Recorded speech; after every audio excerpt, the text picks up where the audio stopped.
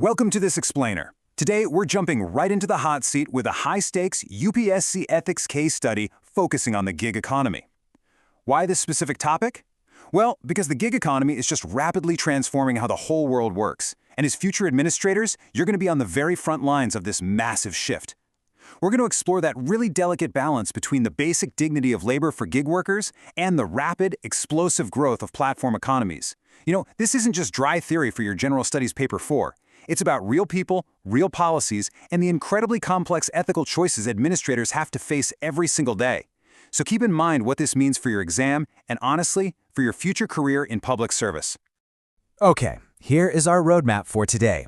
We're going to cover the gig worker reality, core ethical concepts, the case study scenario, mapping the stakeholders, evaluating our ethical options, and finally, reforms and final thoughts. Let's get right into it. Part 1. The gig worker reality. To really understand the ethics here, we've got to ground ourselves in the actual facts of the digital economy. The sheer volume we are talking about here is staggering. Literally over 5 million gig and platform workers are already registered on the eShram portal right now. And there are 12 major aggregators linked to this. We're talking industry giants like Zomato, Swiggy, Uber, Ola, and Amazon. Now recently, the mandate shifted toward providing them with actual social security benefits, things like health insurance and pensions. And the ultimate goal here is to make these benefits portable. Just imagine the day-to-day life of an insecure worker, having to jump from a food delivery app to a ride-sharing app just to make ends meet. Portability means their hard-earned benefits actually travel right along with them. So a special welfare fund is being created, which requires mandatory contributions from these platform companies to build a proper safety net. Now, here is the ultimate gig worker paradox, which is really the core friction of this entire sector. For years, companies have labeled these workers as independent contractors, and traditionally, businesses use that label to totally bypass the standard obligations an employer has toward a full-time employee. But the reality on the ground, it's starkly different. Consider a delivery rider who is told, hey, you're your own boss, but they can't actually log off during peak hours without facing severe penalty metrics from an app.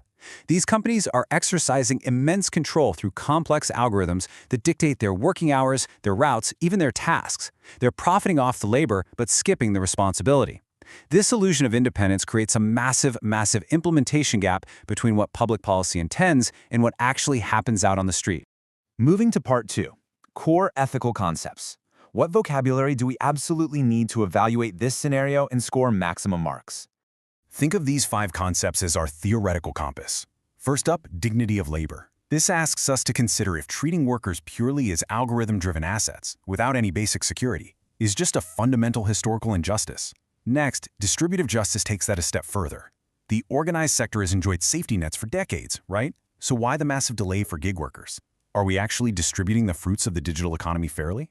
Then there's corporate social responsibility, which basically pits the pure profit motive against the moral duty these companies owe to the very people generating their wealth. Now, if corporate stewardship fails, the state's duty of care has to step in. This is rooted right in Articles 41 and 42 of the Constitution, which mandate humane work conditions. And finally, implementation ethics. This warns us against tokenism, where a policy sounds absolutely fantastic on paper but completely fails to reach the vulnerable. These concepts are totally interlocked. When companies dodge their duty, the state has to activate to restore distributive justice. Part 3. The case study scenario.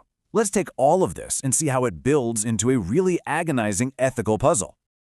Picture this. You are Deepa Nair. You're the Joint Commissioner in the State Labor Department, and you've just been handed a monumental responsibility, implementing the new Gig Workers Welfare Fund. Every major aggregator company is now legally mandated to contribute a fixed percentage of their revenue to this fund. The weight on your shoulders is immense because the livelihoods and medical security of millions of people rest entirely on how well you execute this mandate. But a few months into the implementation, boom, you hit a severe crisis.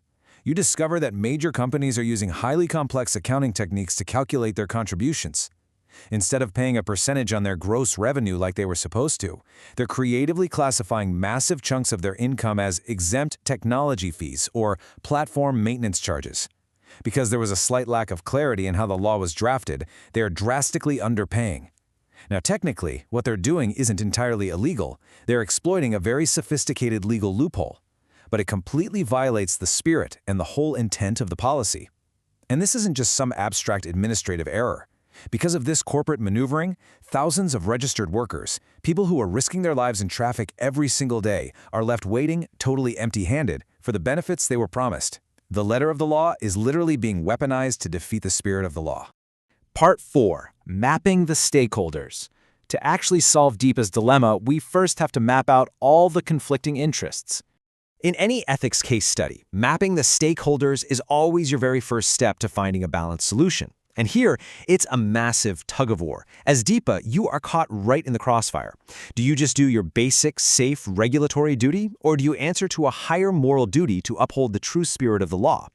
The gig workers, obviously, are desperate for their rightful social security. Meanwhile, the aggregator companies are prioritizing their commercial interests and cost control way above their ethical obligations. The state ministry is panicking because its policy credibility is clashing directly with its own failure to provide legal clarity in the first place. And if you zoom out to the macro level, the long-term trust and fair competition of the entire future gig economy is hanging in the balance. Part 5. Evaluating ethical options. Let's bring in the heavy hitters, the great philosophers, to evaluate the 3 main options you have as DIPA. Option 1, you could just strictly follow the letter of the law. Basically, do nothing until there is a clear, provable legal violation. Honestly, it's technically safe for your career, but if you choose this, you commit the flaw of legal formalism, which is a complete failure of substantive justice. Aristotle actually warned us about exactly this. He argued that true justice requires protecting the broader spirit of the law, not just blindly adhering to its literal, flawed text.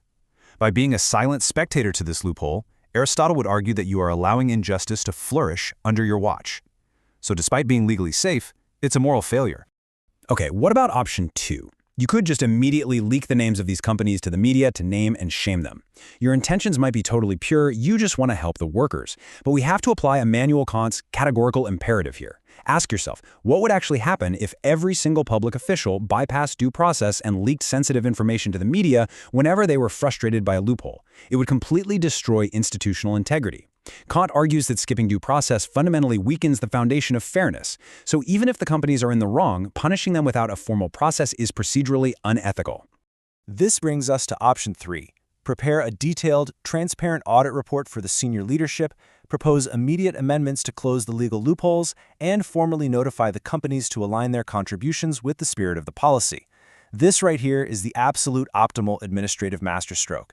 It perfectly applies John Rawls' theory of justice, specifically his difference principle, which demands that our social and economic institutions must be arranged to the greatest benefit of the least advantaged. By closing the loophole, you are prioritizing the weakest members of society, the gig workers. Plus, this beautifully applies Mahatma Gandhi's principle of trusteeship. Gandhi argued that those who generate wealth must act as moral stewards or trustees of society. By forcing a transparent audit, you aren't just punishing companies, you're actually guiding them back to their role as responsible trustees. It's fair, it follows procedural integrity, and it actually solves the root problem permanently. Finally, Part 6, Reforms and Final Thoughts. DIPA can't just solve the immediate crisis, she has to institutionalize changes so this never happens again.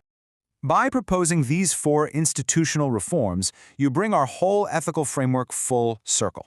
Step 1. Establish independent quarterly audits that are published publicly. That enforces Kantian transparency and accountability. Step 2.